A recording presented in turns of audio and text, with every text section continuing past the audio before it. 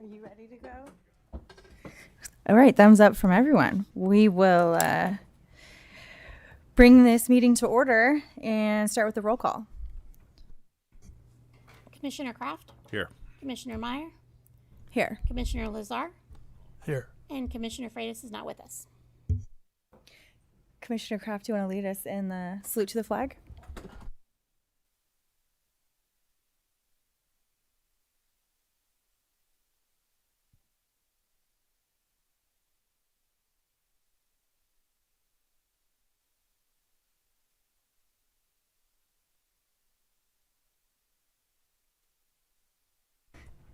Thank you. Approval of minutes for the regular meeting from August 13th.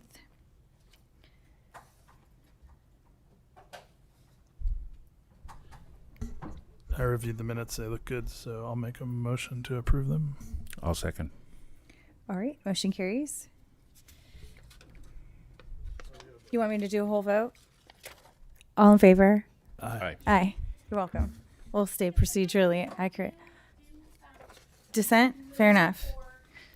Or seconds without wanting to agree with what's going on. So it's better if we have a vote so we know it's all good. Officially voted. Thank you. Thank you. Oral communications. This would be an opportunity for anyone here that wants to speak on an item not on our agenda tonight.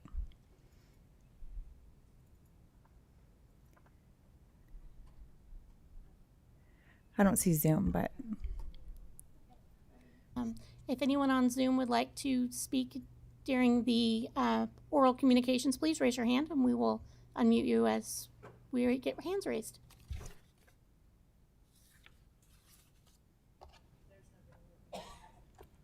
I don't see anything up here. all right. Thank you. We will close oral communications and move to public hearing news, Jack Seafood security fence.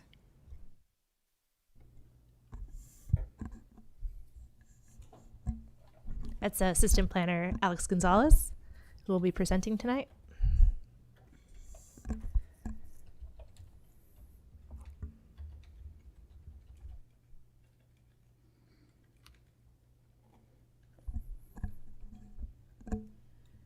All right. Does everybody see that on their screens? Okay, sweet. Good evening, commissioners. I'm Assistant Planner Gonzalez, and I'll be presenting the Jack Seafood Security Fence, Coastal Development Permit, and Design Review at 4 C Street. Here's an overview of the project location identified by the red star. It's located in the coastal area of the city. Zooming in, the property is located on a 1.96 acre site, which is outlined in red and is located on the northwestern corner of Waterfront Drive and C Street. The site is the project location is part of a larger city-owned property that includes a fisherman's terminal building, and it's currently separated in two main areas. On the eastern side is the Jack Seafood restaurant, and on the western side is a crab transportation operation business. Along the outside of the portion that Fisherman Jack Seafood is located, there's a covered walkway, an entrance, and an alcove for tenant bathrooms that's not open to the public. Just outside of that covered area is an outdoor seating area and access to the Mattakit C Street public dock. The proposed project, the applicant proposes to install a 7-foot tall open wrought iron fence with 4 gates of a similar design as the fence panels. It will be placed along the covered walkways and alcove only, as shown by this red outline here. And the outdoor areas, including the Mattakit Plaza and access to the public dock, will remain unobstructed by the project. Here we see the zoning districts in the vicinity, and the property is identified by the red star. It's located in the Coastal Dependent Industrial District and borders the Waterfront Commercial CW zoning district to the east and the south. It's located in design review area and currently in the coastal zone. All fences are between the public road and the sea are considered structures and therefore require a CDP. And since the site is also located in design review area, it requires site and architectural review. And in this case, design review is acted upon by the Planning Commission. According to the Eureka Municipal Code, when multiple permits require approval from more than one decision-making body, the body with the highest review authority shall act on the approvals at one hearing, which is in this case is the Planning Commission. And the Planning Commission's actions on the coastal development permit and design review is appealable to the City Council, and the city's final action on the coastal development permit is appealable to the California Coastal Commission. To approve the coastal development permit, the Planning Commission must find the project conforms to the Certified Local Coastal Program, which implements the California Coastal Act on the local level. For site plan review, the commission must find that the proposed development will preserve the natural beauty of the site, prevent indiscriminate clearing of property or destruction of trees and shrubs, prevent excessive grading or creation of drainage hazards, ensure structures are properly related to their sites and surrounding sites, and ensure that walkways are appropriately arranged. For architectural review, the commission must prevent the erection of structures that are inharmonious with surroundings and have a negative effect on value of the property in the vicinity. As discussed in detail in the staff report, staff believes all findings can be made for the proposed project with conditions. Some notable conditions that staff recommend include conditions requiring fence removability. The staff report discusses how a 7-foot tall fence may diminish the overall inviting visitor serving character and visual quality of the area, but currently unsanctioned activity can deter or is considered a greater detriment to the character and visual quality of the area. Therefore, staff recommends a condition requiring that the fence be easily removable. So in the future, if that unsanctioned activity, if or when is not a problem anymore, the city as property owner can remove the fence. To ensure public access is not obstructed, a condition is recommended making it clear that access to the Matakit Plaza, dock, and boardwalk must remain open and unobstructed during and after construction. And to avoid any impacts to the nearby Humboldt Bay from construction activities, a condition is recommended requiring the applicant to ensure the implementation of erosion, sediment, and waste measures.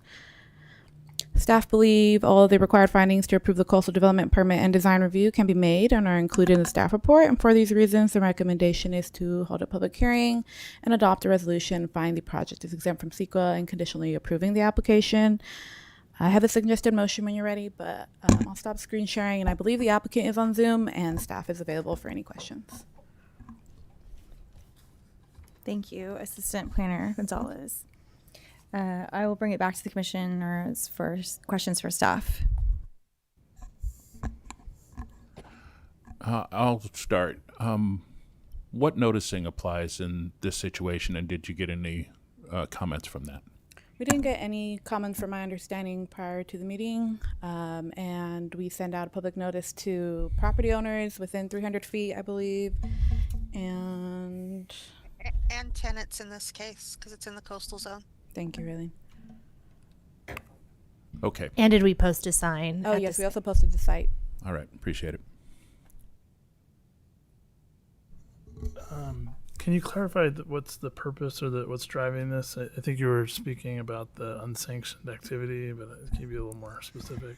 Yeah, in the staff report, as in attachment 1 or 2, the applicant, which is the owner for Jack Seafood, says that since beginning operation, there's problems with vandalism, graffiti, human feces, people trying to connect to the electricity and water, breaking of windows, and so some examples. Okay, thanks for clarifying. And it sounds like it wouldn't be the finding is a little bit tricky in that it does kind of make it less visually inviting, and so we're trying to kind of juggle that versus the situation that's emerged since the building was built, and this is seen as a better pathway. Is that kind of staff's position on that? Yeah, I think the hope is that it's a temporary thing, and that's why we want it to be easily removable, and so hopefully that will kind of help lessen that stuff. Okay, thanks.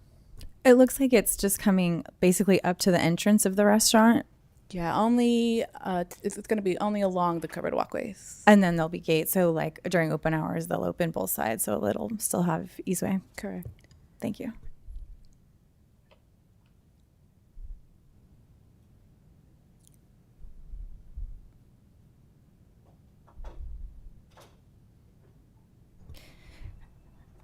Okay, we will open it up for a public hearing. Just as a reminder, you'll have 3 minutes. And we appreciate if you would state your name.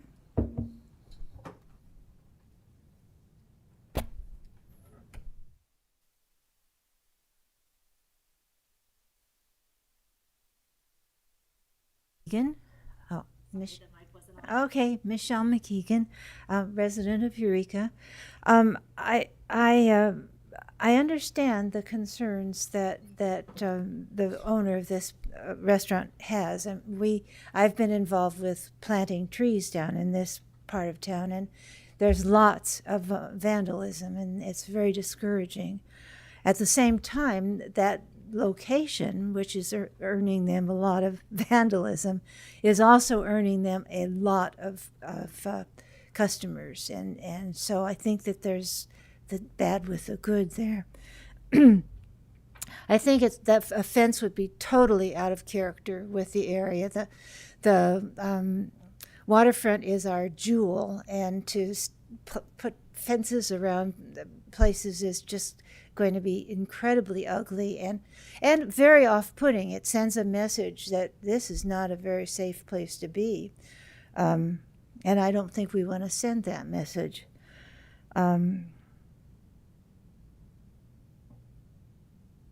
That's all I wanted to say. I think it would be a very great mistake to do this, and I think it would set kind of an example to other businesses to do the same, and we don't want to do that. Thank you.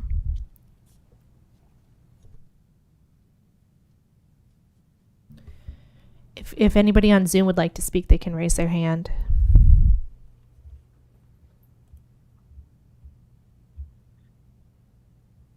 I'm not seeing any hands.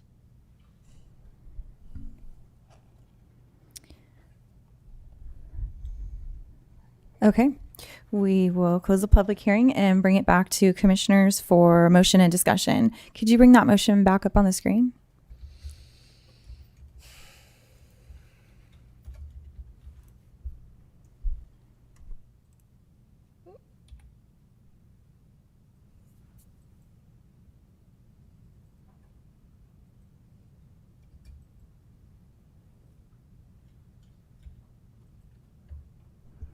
I'll go ahead and make the motion, and at least for purposes of discussion, I move the Planning Commission adopt a resolution finding the project exempt from CEQA and conditionally approving the Jack's Seafood security fence. Second for discussion purposes.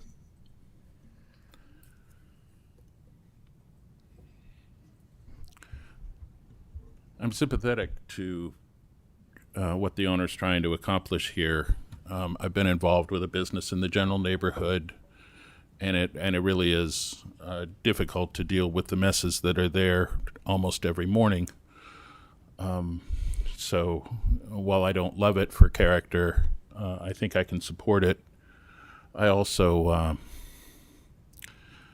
I don't think we're making the permitting situation any more weird, but to have a seafood restaurant in a coastal dependent is gray area. So I don't think, we do have a lot of CDI. That's been a theme for me for a bit, but I don't think we're making the permitting situation worse by doing this. So I'm inclined to vote for the project.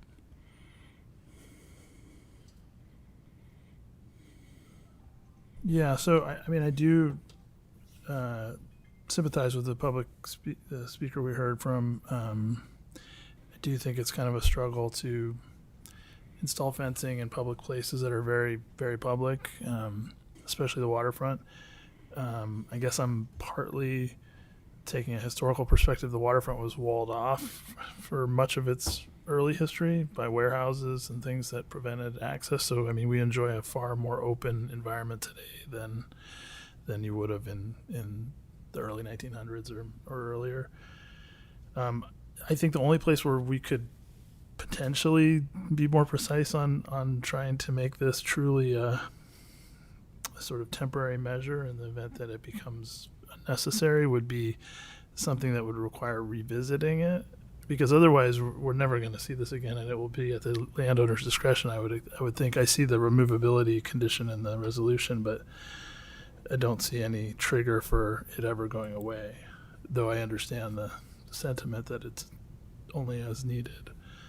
So I don't know how that would be engineered, frankly, because it would You really, could do a limited term right. permit condition for a coastal development permit. Or until the time that lot is developed. Well, lots developed. Right? I'm saying low adjacent lot. Oh yeah, right. Yeah, I mean, it could be something where there could be because how would you really know if it's not necessary anymore? If the fence is working, it's not necessary, but only because it's working, right? So it would be almost like you'd have to take it down, see if it got worse again, then decide, to put it back up. So short of that, I don't know how you would ever really be able to engineer that. I mean, I'd be interested to the director. Do you have any ideas on how that could be pragmatically approached? Well, I thought the chair's idea was good about it being when the adjacent site develops, that'll be more activity, more eyes on that area 24/7. Right. Or you could just do a blanket term with like an ability to extend. That's how the Coastal Commission does limited term coastal development permits. Yeah. I don't know how long our lease is with Jack Seafood. You know, the city owns that. So tying it to the lease term would be another way to do it. If I've seen that in coastal development permits. Because the fence, once it's constructed, is ultimately the property of the city. It's just used by the tenant during their lease, right? Yeah, that's why we didn't put a limited term condition in there, because we believe we have the ability to take it down in the future. Yeah. Yeah, I just don't see a connection between a term limit and the fence going away, because it just seems like there wouldn't be a correlation between a certain amount of time and then it's safe to remove it or something like that, or revisit it without testing that out. I think making it removable easily is an important component. So I appreciate staff's work on including that requirement, but I don't see an easy way to engineer anything that would make sense to me, at least. Certainly adding it into the lease might be, or at the end of the term of the lease Right. would make sense. Yeah, maybe something that would give a trigger to. Well, but then it would be subject. Could it be subject to director review or something like that? It wouldn't have to come back to us. Or do you want it to? Yeah, I guess you could build the condition that way. Because I don't think we want to bring it back to a public hearing. I think we just need to have a conversation if it's still appropriate, and then empower the director to administer that condition. Yeah, you want to give it a go on changing the. Or just adding a condition. So I guess we have a motion and a second. Are you open to that, Michael? Okay, so with the additional condition that upon cessation of the lease, the fence will be either removed or subject to reauthorization by the director of the Department of Community Development Services. And I guess to include a basis for that. So it would be subject to review and a reauthorization by the director should it be found that the fence continues to be needed. Yeah. Can you speak up a little bit? Sorry. So subject to review and reauthorization by the director of Community Development Services should it be found that the fence is still needed. And tied to the lease term. Yeah, and tied to the lease term. Okay. I like that friendly amendment. You're prepared to take a vote? All in favor? Aye. Aye. Motion carries. And before we move on, just so people know, the coastal development permit decision of the Planning Commission is appealable to the City Council within 10 days, and there's no appeal fee for that. Thank you for clarifying. Well, all right, we'll move to F2, Humboldt Transit Authority Hydrogen Fueling Station.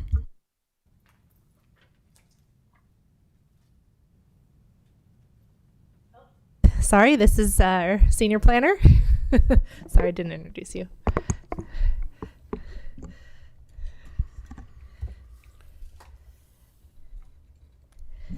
Good evening. My name's Chris Lowe Hefner, and I'm here to introduce a coastal development permit for the Humboldt Transit Authority Hydrogen Fueling Station.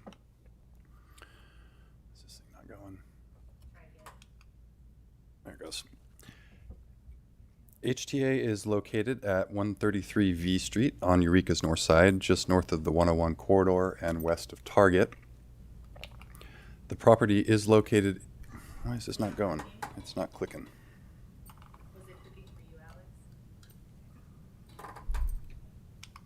There it goes.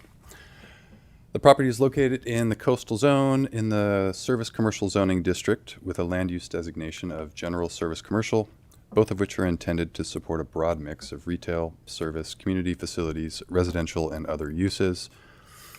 HTA is proposing to install a new hydrogen fueling station and related site improvements, primarily consisting of building demolition and site preparation, addition of a hydrogen fueling station, administrative office building additions, maintenance bay retrofits, and use of a temporary hydrogen fueler.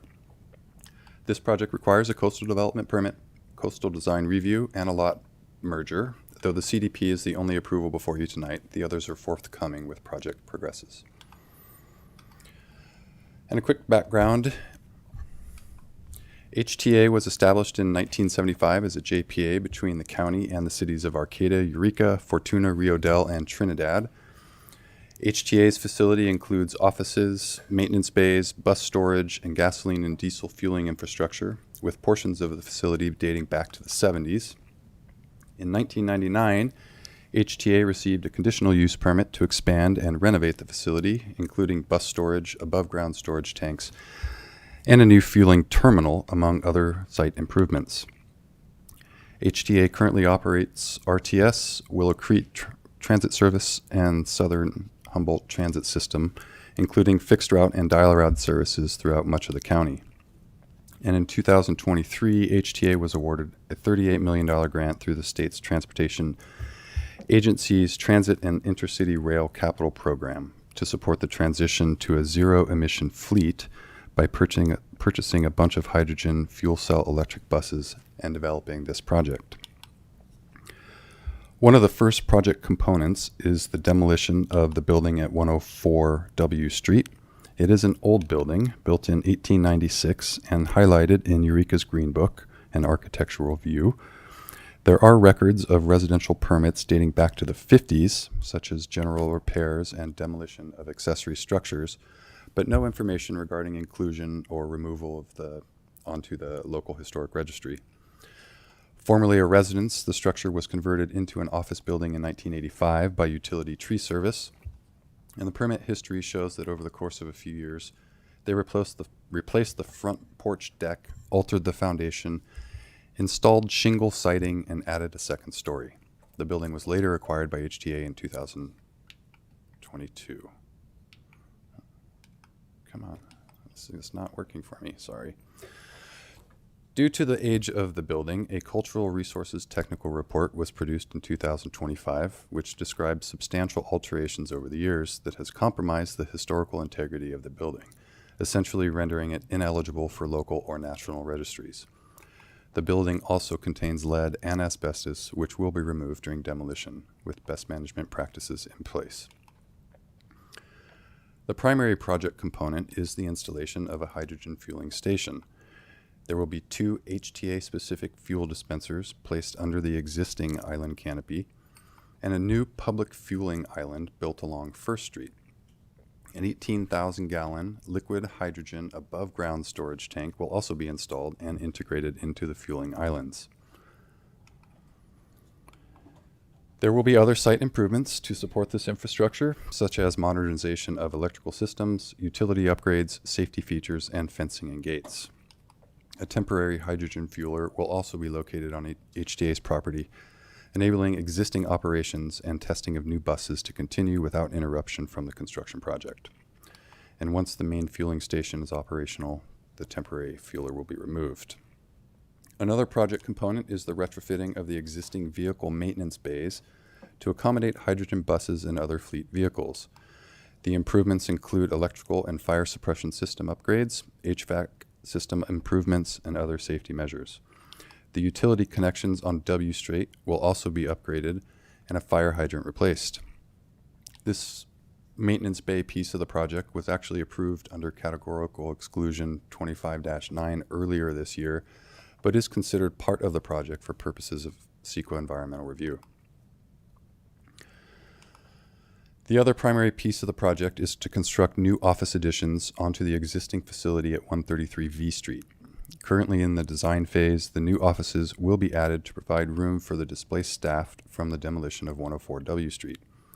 The plans for the additions will be subject to design review once they are submitted. HTA has identified a couple of construction staging areas for the project, one inside the main yard and the other on their property directly across First Street. Referred to as Staging Area A, this property consists of a large mowed area surrounded by thick vegetation and will be used to store buses and other equipment.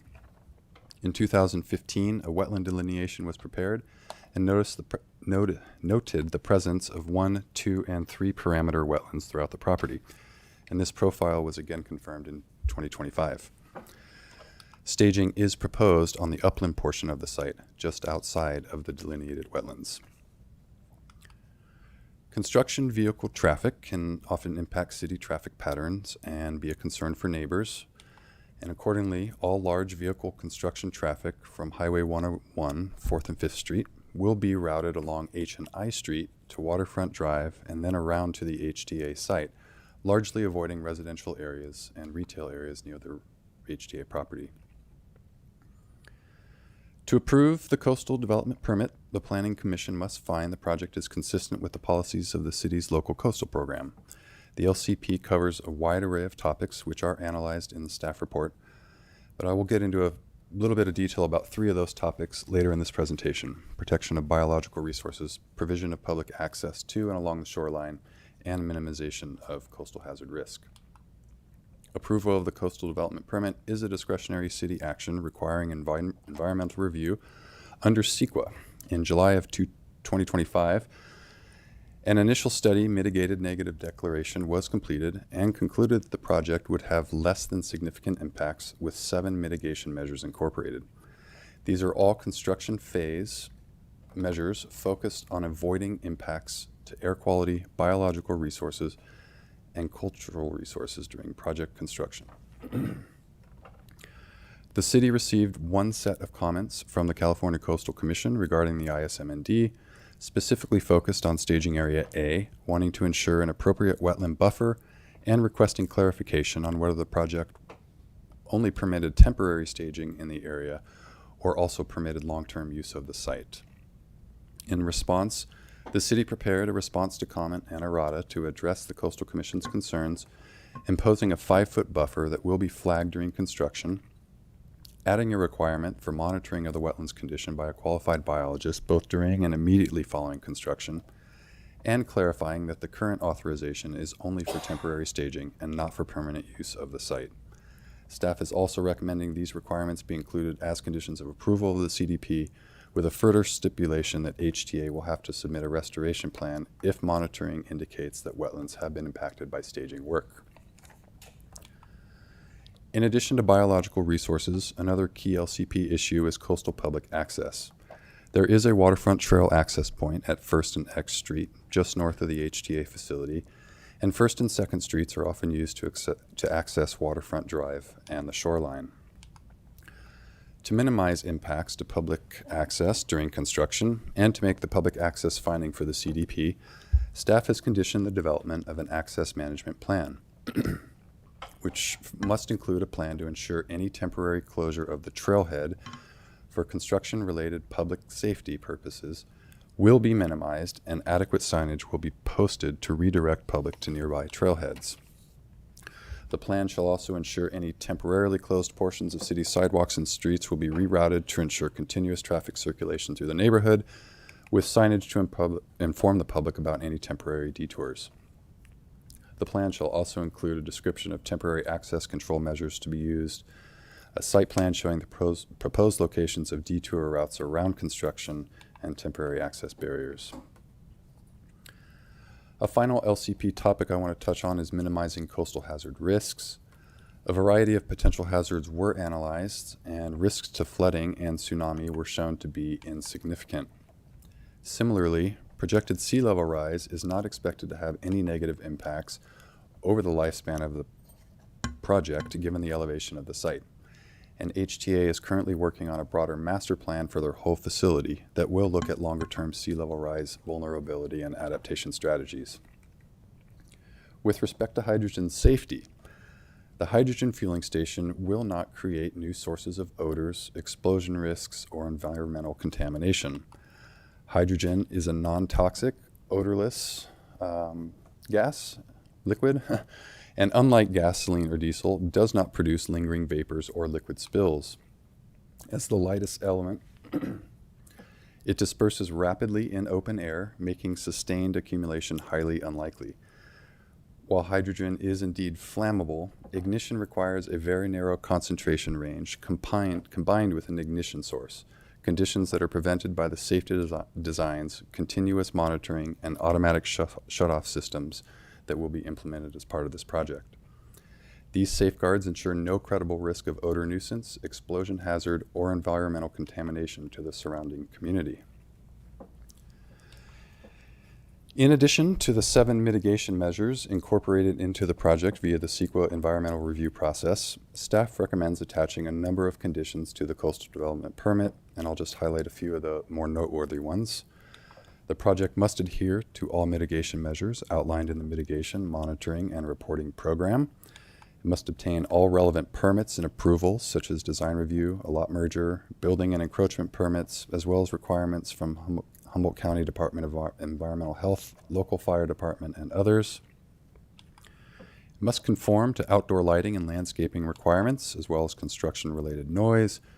The project must have in place an access management plan as discussed, and the project must have safety plans and hazardous materials storage plans in place. There are, of course, the biological related conditions for staging Area A that I discussed earlier. And finally, there are unused sewer laterals and other utility connections that need to be capped, moved, or otherwise modified as specified in the referral comments. Speaking of referral comments, on last Friday, September 6th, the city received a delayed referral comment from PG&E stating a need for certain gas and electrical connection relocations. Staff is proposing to amend the resolution to incorporate these new project conditions proposed by PG&E. Proposed for Section E, Utilities, Infrastructure, and Stormwater, the suggested condition reads, PG&E referral comments. Prior to building permit approval, applicant shall address and/or adhere to all PG&E referral comments provided in project referral communications submitted September 6, 2025. In sum, staff believe all of the required findings can be made to conditionally approve the coastal development permit, and they are included in the staff report in detail. Therefore, it is staff's recommendation to hold a public hearing and adopt a resolution to conditionally approve HTA's coastal development permit. I do have a suggested motion, but we'll stop screen sharing until you're ready.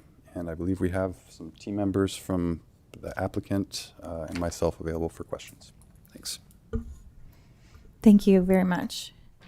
Bring it back to commissioners for questions for staff.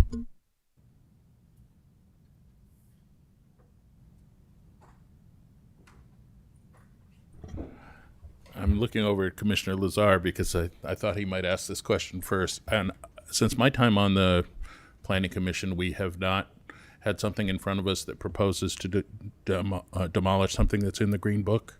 So how does that work? What is the legitimate process to do that? So if any structure is over 50 years old, regardless of whether it's in the Green Book or not, then we ask for a historic resource report to see if it's eligible for listing. Because if it's eligible for listing by the state, then if they're demolishing it, that could be seen as a significant impact, which would trigger, potentially having to do an environmental impact report instead of just a mitigated negative declaration under CEQA. So that's why we asked for that historic resource report, but it determined that it's been so altered over time that it's no longer significant. Okay. The Green Book was done in the late. The survey was done in the mid 70s. The book was published in the early 80s. Okay, that's helpful.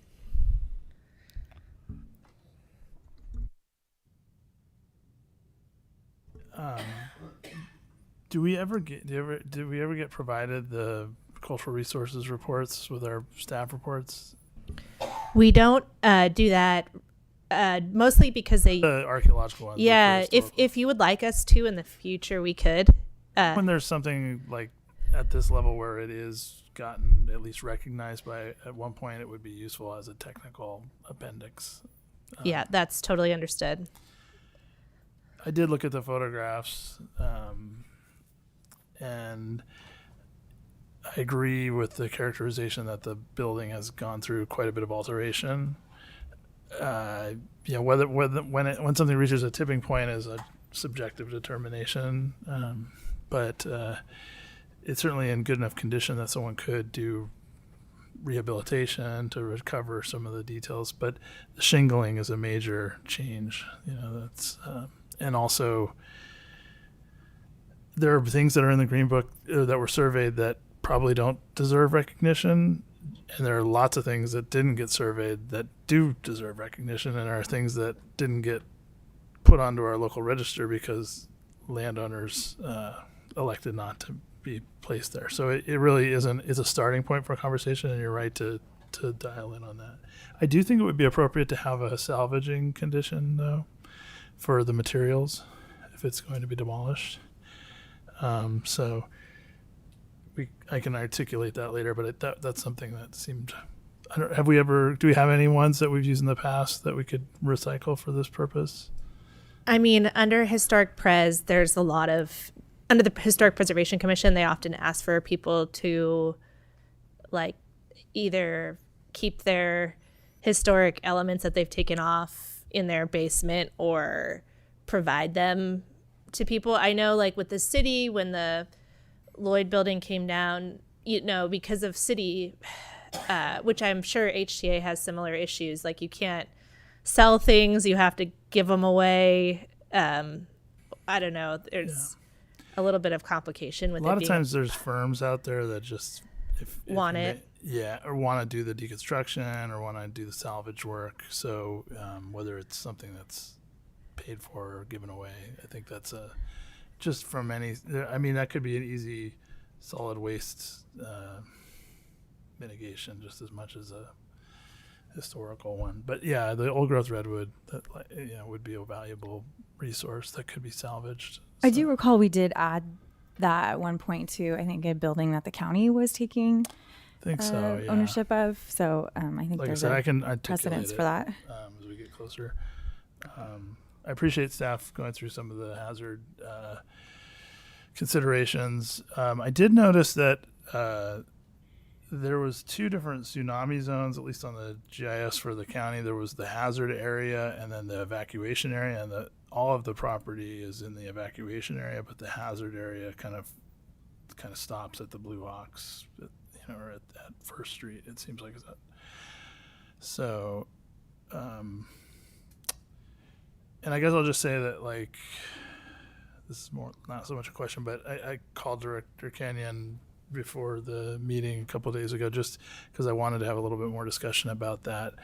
And it seems to me that a project like this requires compliance with building and fire code, things that are designed to ensure that risks are very low. There's always a risk, much like, doing hash extraction requires, especially if it's volatile compounds used, that you have a very literally bomb-proof design. So I don't think it's for us to engineer or require anything on top of that.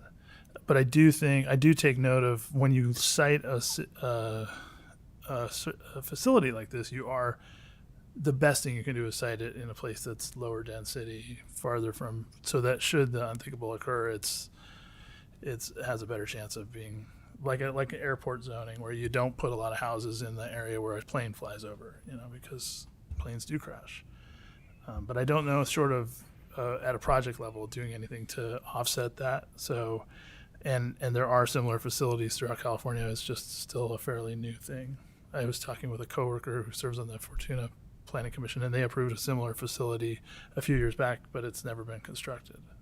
So I don't really have much to add on that, other than I was a little concerned, but I don't see a way that we can do more than what will already be required, regardless of what we apply. So yeah, I'll be happy to articulate some potential condition language, but maybe that's it for now. I don't have any other comments or questions. Any further questions? No, I jumped right into the weeds, but I really didn't have any general questions. All right. We will open it up for public hearing. If you would like to make a comment, you're welcome. Just step on forward. And just as a reminder, you have 3 minutes, and please state your name.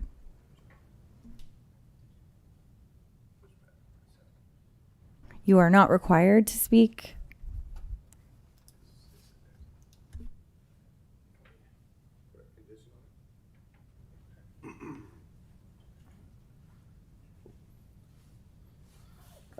My name is Derek Long. I'm the engineer working for HTA to help him through this process.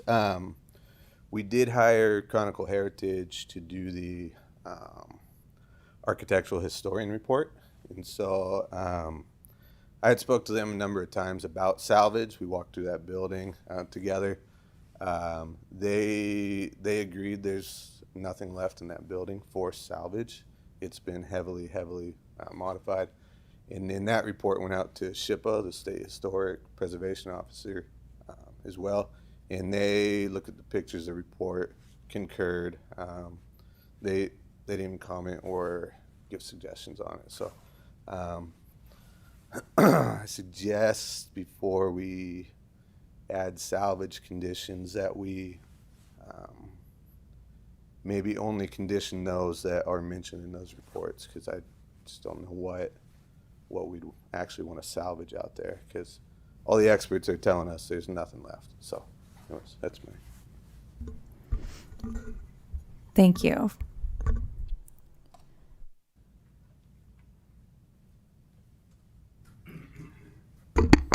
Hi, I'm Jerome Curiozzi. I'm a planner with Humboldt Transit Authority, and the applicant here. I'm also the project manager on this project at HTA, and want to say that I really appreciate you considering our project here tonight. And I wanted to just take a couple minutes and highlight some of the consultants we've brought on this project. The design builder for the hydrogen fueling station is a company, Linde Engineering North America. They're a very large multinational industrial gas supplier and engineering firm.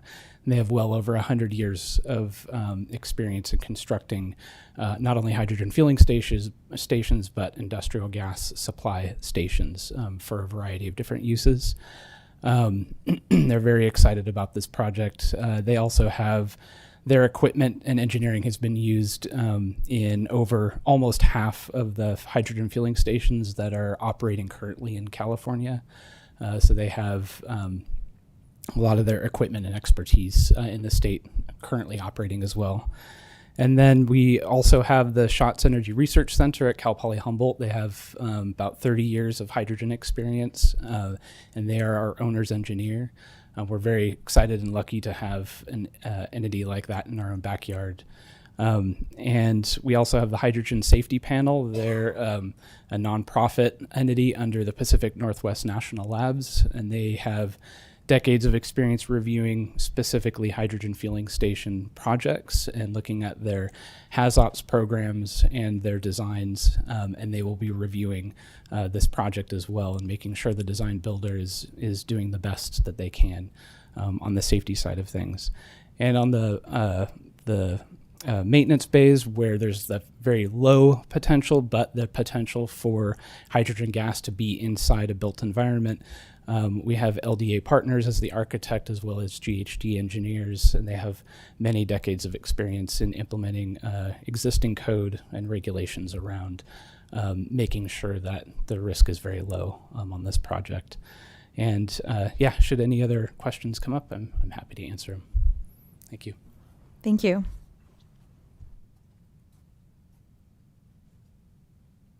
I can't see the Zoom today, so if you could peek there. Anybody on Zoom wants to talk, they can raise their hand. Right, Derek? I'm not seeing anybody on Zoom with their hand raised right now. Through the chair, could I ask the engineer to come back up?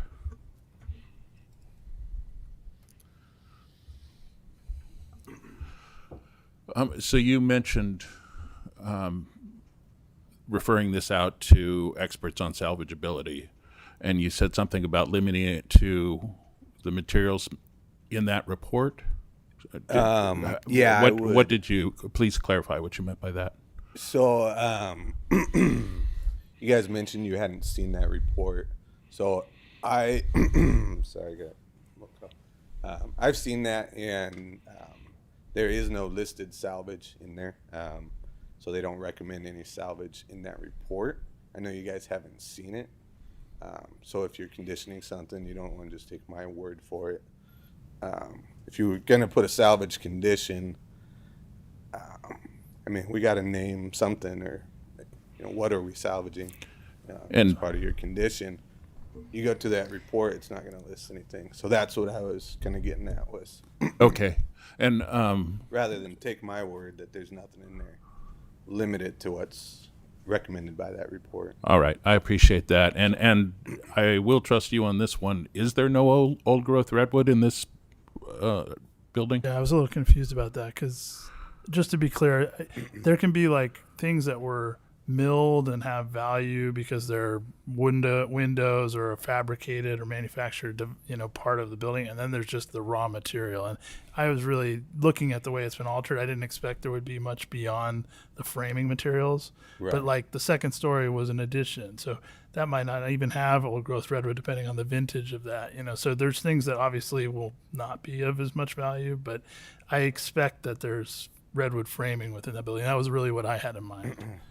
Yeah, I just, as far as the demolition for that, I don't know what's really going to be in a salvageable condition once we demolish. Well, it kind of speaks to how you demolish. So, right, if you take the wrecking ball, yeah, I know, but at this point, we're planning on getting the lead and asbestos out, pushing it in on itself, getting the appliances out, recycling, and then knocking it down and sorting the waste from there. So we weren't really gonna selective precision demolition this building. So Thank you. Would you be willing to answer any more questions if they come up during our discussion? yeah. Thank you. I'm going to go ahead and close the public hearing, and then we'll bring it back to order at make a motion and discussion. I No, got that's that okay. out of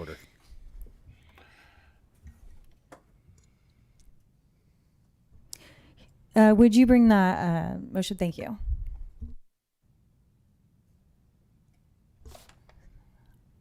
I'll adopt. There we go. I move the Planning Commission adopt a resolution adopting the initial study mitigated negative declaration, mitigation monitoring and reporting program in response to comment in errata, and conditionally approving the Humboldt Transit Authority hydrogen filling station coastal development permit with the additional PG&E condition proposed by staff. I will second that.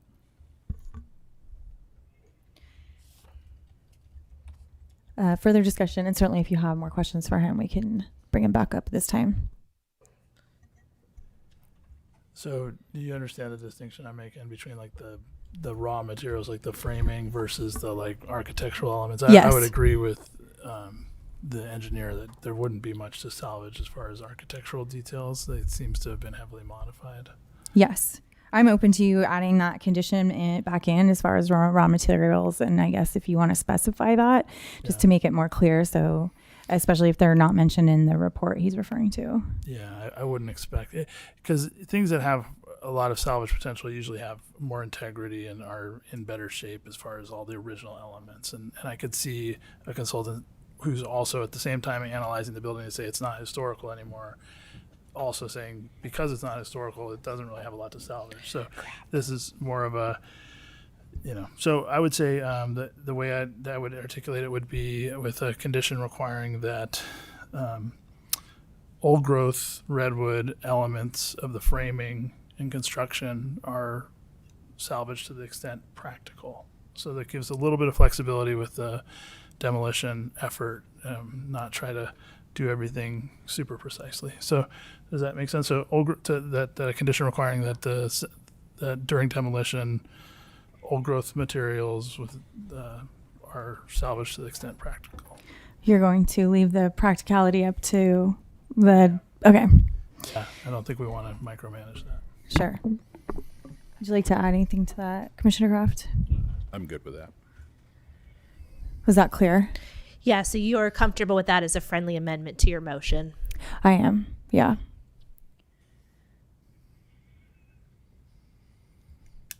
Any further discussion? No. All right, we will do a roll call vote. Commissioner Kraft, Aye. Commissioner Lazar, Yes. and Chairwoman Meyer. Yes, Thank you. Motion carries. thank you.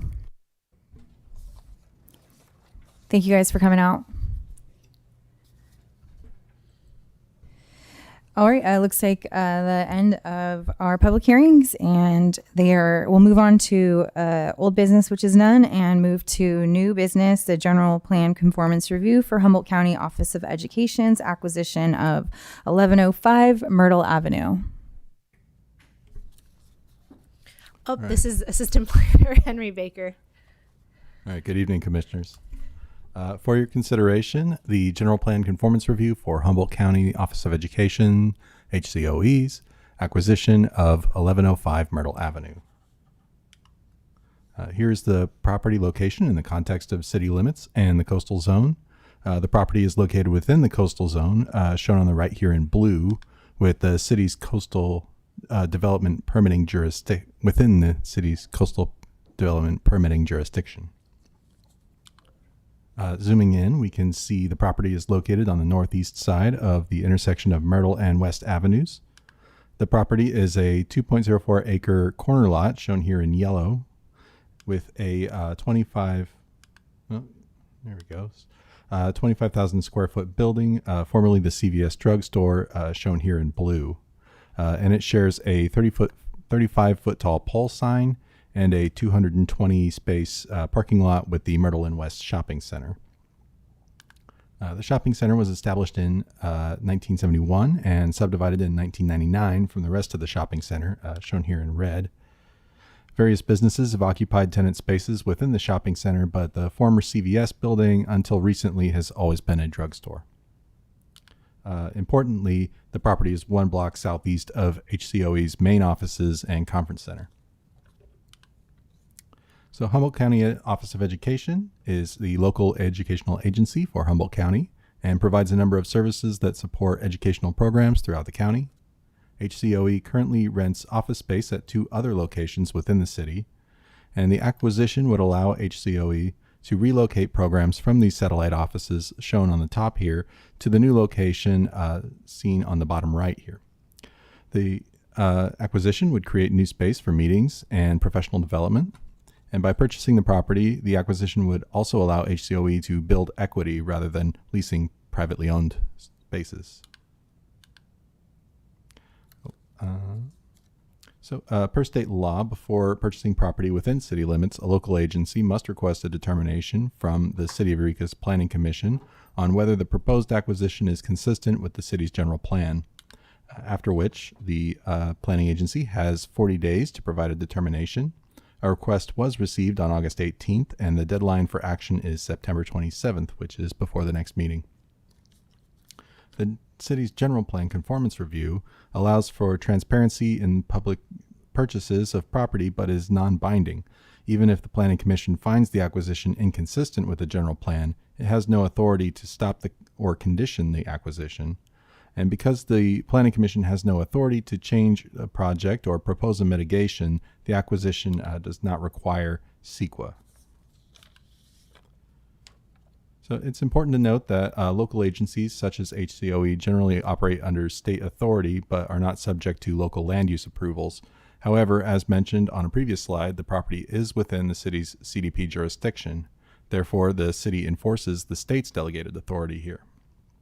And therefore, any future development at the site must be consistent with the city's certified local coastal program and may require a CDP from the city. So the city retains significant authority over the development of the property.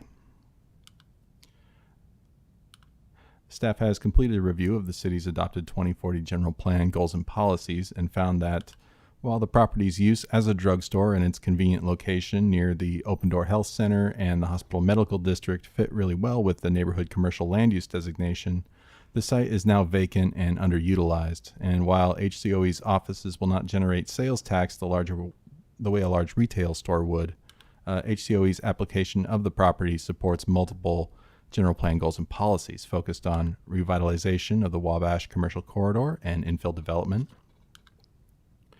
Eureka's role as the region's employment hub and primary center for government offices and services, and support for educational opportunities regionally, and a number of various mobility policies focused on pedestrian and active transportation. And for these reasons, staff believes that the acquisition substantially conforms. Full analysis is included in the staff report, and I do have one correction to the staff report. On the cover page, the applicant's first name is incorrect. So the applicant is Mr. Michael Davies Hughes. So my apologies to commissioners and to the applicant as well for letting that slip through. Now, therefore, staff's recommendation is to receive staff report and adopt a resolution finding the county's acquisition of 1105 Myrtle Avenue substantially conforms with the city's adopted general plan. I have a suggested motion when you're ready, and both myself and the applicant, Mr. Michael Davies Hughes, are available to answer any questions you have. Thank you for your report. We'll bring it back to the commissioners for questions for our staff.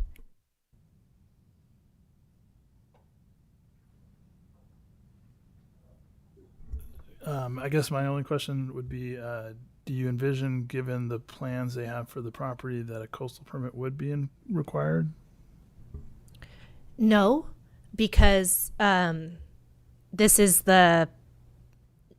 what they want to do is principally permitted, and this is an area of our coastal zone where principally permitted uses, their construction, alteration, demolition are exempt from coastal development permitting, but there's an if attached to that. It has to be consistent with the local coastal program to get that exemption. So you still, even though you don't, if you have a consistent project, you don't need a coastal development permit. So unless for some reason it proves to be not consistent with the LCP, it would be just a building permit. Correct. So like, you can't, just because you're in the CADX area doesn't mean you can fill a wetland for a retail store. Yeah, it seems unlikely we're just going to see this again. That's the only reason I ask, just because the site's largely developed, and but for a parking lot and a building, there's not much more new ground disturbance or anything that would emerge. No, but we're anticipating this LCP update where we will have design standards that, like objective design standards, that will apply and be part of the LCP, and so they'll have to adhere to those to get their exemption in the future if they decide to build something new. Yeah, because it's kind of like the area along Harris, and where you have sort of medical offices that are sort of springing around. There's a campus, but it's sort of fragmented, so it could become like a campus one day, given the amount of land that the district is going to hold. But planning for that is going to be beyond what we can talk about tonight, or maybe in the future, probably. But that might be something worthwhile for this area and the coastal planning, Okay. I see that they're going to do interior renovations, but it does look like they're not planning on changing the exterior facade. Just replace our roof, maybe. Roof replacement is part of the project, and updating the exterior facade to be more in line with HCOE's vision. And they do share some shared parking, like the park at the boundary of the property actually goes through some of the parking spaces. Yes. Yeah. So at that time, if they decide to make changes in the parking lot to like delineate the space, would that then come back to the commission? Oh, yeah, I guess it would depend on if there's a parking indenture attached to that. Did you notice anything in that 1999 subdivision file for like how they addressed that subdivision of the two parts of the shopping center? Yeah, there are easements that which cover the entire property, and I imagine those are parking related and perhaps related to the sign, but staff did not have access to those at the time of the report. I just see that might become an issue if you have a large amount of parking for the new building versus the retailers. So just wonder what how we could mitigate that.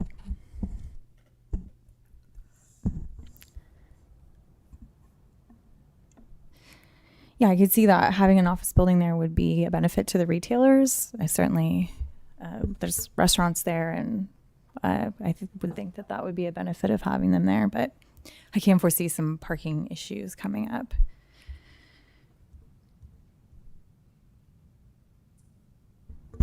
No further questions. Okay, I'll open it up for public hearing. As a reminder, again, you have 3 minutes. We appreciate if you would state your name for the record.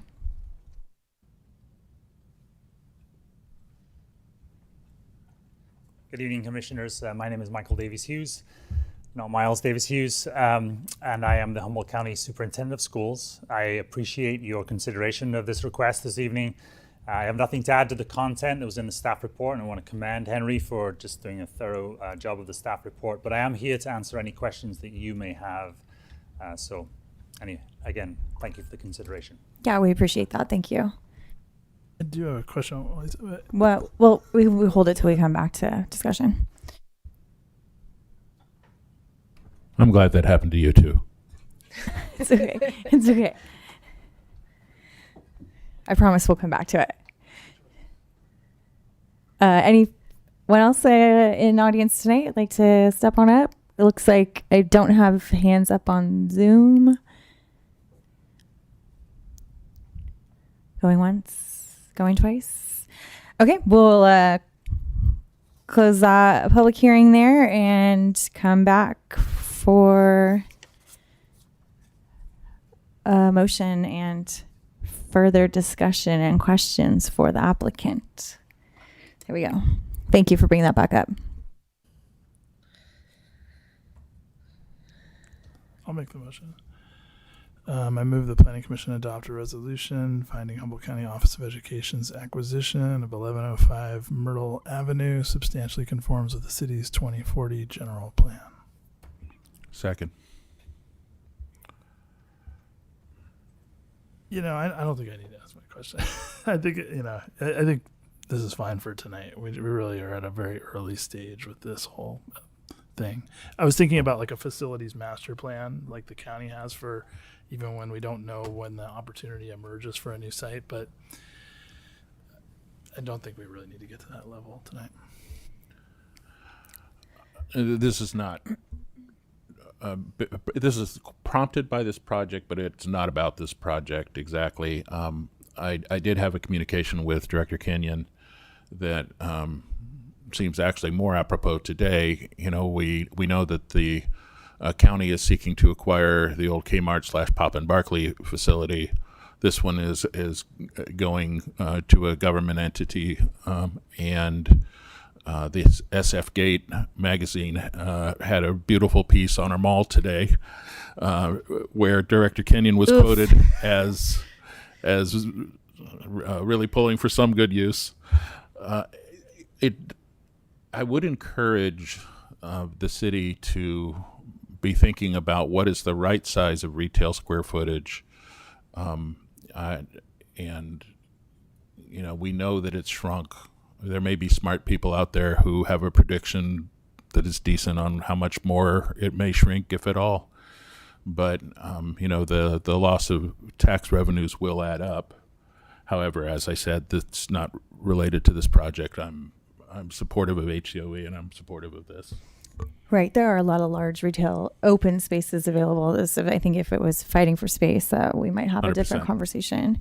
And certainly my concerns as a retailer might be, I would show up and I don't see any of those people here. So I guess it's none of my business how they're going to work out that issue. But hopefully they can do that friendly. My point is, I do think the city would be well served to give some attention and thought to that. And obviously, the city is motivated to optimize tax revenues. So that's there. Yeah, thank you. So no changes to the suggested motion then? None. We'll do a roll call vote again. Commissioner Kraft, Yes. Commissioner Lazar, Yes. and Chairwoman Mayer. Yes. Thank you. Motion carries. Thank you. Thank you for being here this evening. We'll move to H2, change of the Planning Commission meeting time or day of the week. Would you like the feedback that we quickly discussed before the meeting? Yeah, so we're just struggling because we lost Commissioner Benson this engagement at least until the end of this this calendar year on Wednesdays. So I just wanted to put this on the agenda in case we could find a time that worked for all four of our remaining planning commissioners. But doing some work ahead of time. Raylene, do you want to just kind of summarize? Because a lot of agencies use our council chambers, so we have limited time. Fridays are way open, but we feel like that's an inappropriate day for public hearings. So, right, yeah, I can come to that. Fridays are open, but that's not really inappropriate for community meetings. Mondays are open, but Commissioner Freitas and I know Commissioner Mayer, Commissioner Freitas is not available, and I know Commissioner Mayer, those are not great days for you. The only thing I could come up with was the first Thursday of the month, where our council chambers is available. At the time we're meeting now, but I did receive an email or read an email from Commissioner Kraft that is not workable for his schedule. So we're kind of left with either we only have 3, and if anyone has to recuse themselves, we were in trouble, or we can change the time of the meeting and make it later so Commissioner Freitas can get here on leave it the same day, but Commissioner Freitas can get here. So we kind of chatted before and just agreed that we would commit to being here for the next 3 meetings. I guess if a recusal has to happen, then we would have a special meeting anyway, and we could change the date to ensure that Commissioner Freitas could be here. Is that correct? Yeah, so I guess in addition to committing to being here, just like we need to make sure that none of you need to recuse yourselves ahead of the meeting so we can adjust it. Or reschedule at that time. My other question is if for any reason, say one of us falls ill or something like that, we can still use the Zoom to come in for a meeting. I just realized that next meeting, we want to do general plan conformance review for the Kmart site. I will not probably be acting on that, I don't think. But we need 3 of you. Yeah, I was just thinking about that. So we could try to just I don't know if we're going to get a quorum because... I'm unentangled now. Okay. Yeah. And so we could... that would have do been we an need issue. Do we need 3 or do we just need a vote of everybody in the room? We So need we could 3 do it if there's 3 people, could we do 2? Is the passing vote 2? But if somebody recuses themselves, they leave the room, and so then we're down to not having a quorum. Got it. So I'm pretty. I mean, I haven't talked about this with the city council, but I'm legal counsel. I mean, I'm pretty confident that my former association with Papa and Barkley would not. I mean, I never had an ownership stake in that building. So it wouldn't have really affected my finances one way or another anyway. But now that's quit and clean for a year. I'm pretty sure I can sit on that. I think Commissioner Lazar is concerned that he, as an employee of the county, would not. There's that. So we're But relying. Commissioner Lazar, you've done it before for us, general plan conformance review for county related. Yeah, I guess you're right. I did it for the ones on Do we have Street. attorney on tonight? Unfortunately, no. Okay. I mean, we can. Okay, look we'll into it. circle back on this. Yeah, I and prefer. set I mean, us- it might become like offices for my job. You know, like it just seems a little bit close. You know, in this case, whereas the other was a different arm of the county. So it just. But we could preemptively reschedule the meeting for a day that yeah, would work maybe for we'll everybody. do a special meeting in October, and then it sounds like we'll just stick to our time in November and December. And Commissioner Freitas was totally flexible. She understood, like, either way was fine with her. Yeah, I'm not crazy about moving later, but and I think the 3 of us agreed that we could if we absolutely had to. So that would be one option for a special meeting. I would also say that with some notice, that first Thursday could be a special meeting, and I could break my other commitment once. And Thursdays are planning commission for me for my job, so it's Okay. not really ideal. But going back to confirm, if we were sick, we could still then Zoom in to make sure that we still had 3 Oh, on site. yes. Yeah. And I'll start looking for a special meeting date for October soon, like probably tomorrow, so I can send a doodle poll and try to tack something down quick sooner than later. Okay. And perhaps you could get some feedback from the city council. Yeah. And general plan conformance review is not the biggest deal because we're not. Low. They don't need us to like if we fail to take an action within 40 days, then it's deemed that we're saying it's in compliance with our general plan. Can we just do that? This is like a kabuki dance. Those reviews. Well, no, I thought this was productive because I think you have a good point about thinking about how much retail space we need. And I thought your quotes were very good in the article. And I liked the work that you done with Cal Poly. So good job. Oh, thanks. I thought it was like a shining part of the article. Oh, good. Because I had more optimistic quotes that didn't get put in there. I felt like the article was a little bit like Doom and gloom. doom and gloom. Yeah. But you had like you were showing a vision, and that's kind of how it ended. So I thought that was nice. Well, and not for nothing. I just walked in to do some banking there today, and there were people. There were people buying stuff. It's, I mean, it's not great, but it's less dead than was reported. With our Placer AI subscription, we look at all of our different areas, and that is still like the top visitor destination in Eureka, the mall. Do you think it has to do with the bus system that's running through there? Probably. Okay. Because it doesn't show you where in the mall they're at, right? It just No, shows it's you, just like, a perimeter around the mall. Yeah. Because that's definitely a I busy mean that hub. banking too. I go there for that. There's lines out the door on the weekend. All right. We'll adjourn. Done. Great job. Awesome.